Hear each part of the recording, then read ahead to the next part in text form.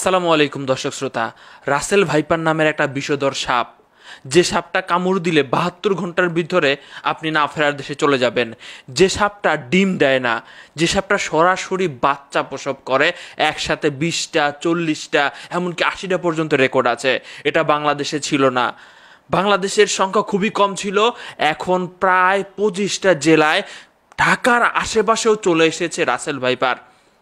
আপনারা অবাক হয়ে যাবেন। আজকের ভিডিওটা আপনারা একটু শেয়ার করে দিবেন। সবার জানা উচিত, আমাদের সচেতনতা বৃদ্ধি করতে হবে।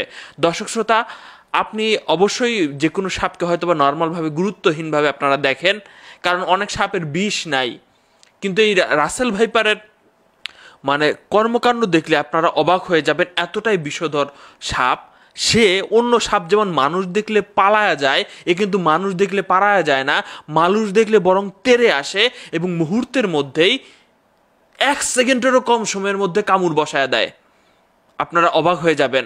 দর্শক শ্রোতা, এখন আমাদের কি করণীয় এবং এটা কিভাবে বাড়লো আপনারা জানলে অবাক হবেন। আমি আজকে একটা সংবাদ দেখেছি যে একটি জেলের জালে রাসেল ভাইপার ধরা পড়ছে।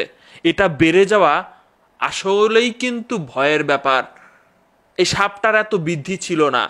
কিছু গবেষকরা বলতেছে যে আগে আমরা কৃষি জমি সেচ করার পদ্ধতি ছিল না, পানি দেওয়ার পদ্ধতি ছিল না, এই জন্য একটা নির্দিষ্ট সময় জমিটা কি থাকতো, খড়খড়া থাকতো, সেখানে কোনো পানি জাতীয় জিনিস আমরা দিতে পারতাম না।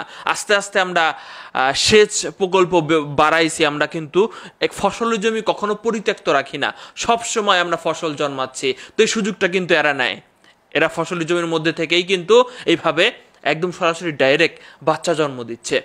দর্শক শ্রোতা, এই সাপটাকে অন্য সাপের থেকে পুরাটাই আলাদা। একে আপনি দিনের বেলায় দেখতে পারবেন এবং মানুষের প্রতি এ খুবই আক্রমণাত্মক একটা ব্যাপার।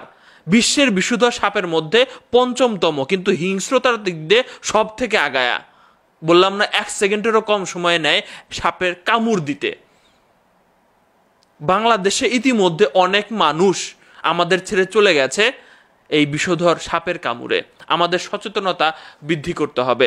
দেখেন, এখানে সচেতনতা বলতে কি, আপনি কৃষি জমিতে কাজ করতে যাবেন, সো আপনি একটু বুট ব্যবহার করেন, আপনি হ্যান্ড গ্লাভস ব্যবহার করেন, এবং এই রাসেল ভাইপার হিস হিস শব্দ করে। আপনি নির্জন জায়গা বা যে কোনো জঙ্গলে যাওয়ার ক্ষেত্রে আপনি এটা মাথায় রাখবেন এবং ঘর বাড়ি পরিষ্কার রাখেন।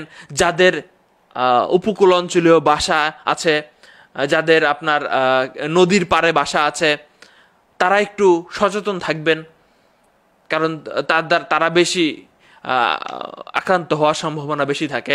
সো এটা হলে, সাপোজ এখন আমরা অনেকেই স্বাভাবিকভাবে নিচ্ছি, কিন্তু এটা এখনো স্বাভাবিকভাবে নেওয়ার উপায় নাই।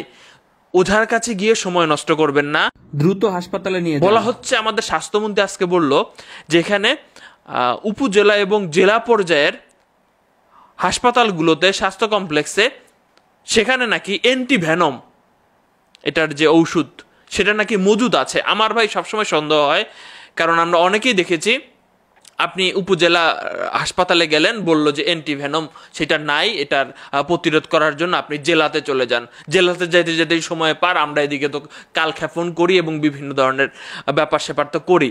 সো আপনারা অবশ্যই সচেতন থাকবেন, ভিডিওটা শেয়ার করবেন, একে অপরকে জানিয়ে দিবেন যে বাংলাদেশের অলরেডি 25টা জেলায়, এবং বুঝতে পারতেছেন কি পরিমাণে বাচ্চা দিচ্ছে রাষ্ট্রীয়ভাবে। কি কোনো মতে এটা তো ভাই আমাদের কোনো উপকারে আসবে না, এটা নিধনের উপায় নাই, নাকি এভাবে বাড়তেই থাকবে? আবার কেউ কেউ বলতেছে যে এটার জন্য দায়ী সাপের খামারিরা, কারণ বিষধর সাপের বিষ কিন্তু তারা বিক্রি করতে পারে। এটার জন্য দায়ী হচ্ছে খামারিরা, কারণ তারা এটা চাষ করার পর এটা ভালো দামে হয়তোবা বিক্রি করতে পারে, এদের কাছ থেকে হয়তোবা বেশি আরো ছড়িয়ে পড়েছে। এটাও হতে পারে, তাদের প্রতি নজরদারিও বাড়াতে বলা হয়েছে।